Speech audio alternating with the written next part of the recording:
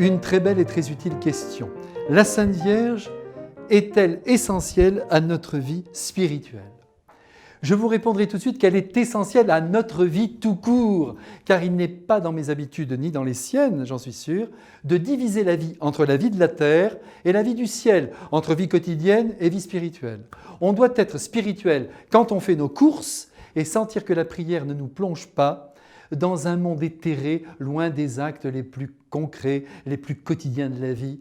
Et c'est d'ailleurs le Fils de Dieu qui, en s'incarnant sur la terre, en prenant la nature humaine, nous a montré qu'il ne doit plus y avoir de distance pour nous entre la terre et le ciel. Nous vivons déjà avec Dieu, ici-bas, mais sans le voir. Et quand nous serons entrés dans l'éternité, là nous continuerons la vie actuelle, à la seule différence que nous verrons Dieu et son Fils et Marie et les anges et tous nos défunts. Quel spectacle merveilleux! Mais nous ne sommes pas encore arrivés à ce stade et nous ne sommes pas pressés pour entrer dans la vie éternelle. Pour l'instant, nous crapahutons sur le sol des hommes et nous oscillons entre joies et peines, entre bonheur et drame. Et c'est pourquoi il nous faut une mère pour nous tenir la main, une mère qui, de son exemple, nous enseigne comment nous devons vivre, comment nous devons aimer, comment nous devons souffrir, comment nous devons supporter toutes les épreuves qui tombent sur notre tête.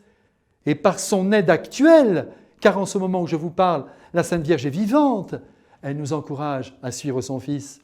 Elle nous accorde de grandes grâces pour que notre foi se déploie et que notre espérance en tout domaine, surtout aux moments les plus pénibles de notre vie, ne fonde pas comme neige au soleil.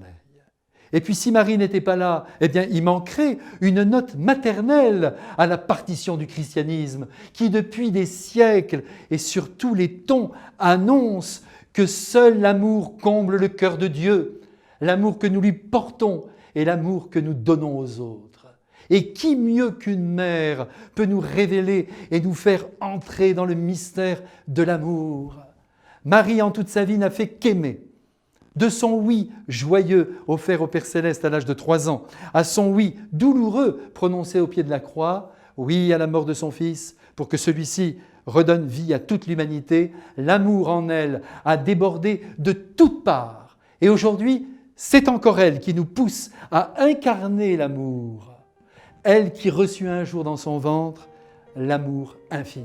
Alors, regardons-la, écoutons-la et suivons-la. À bientôt!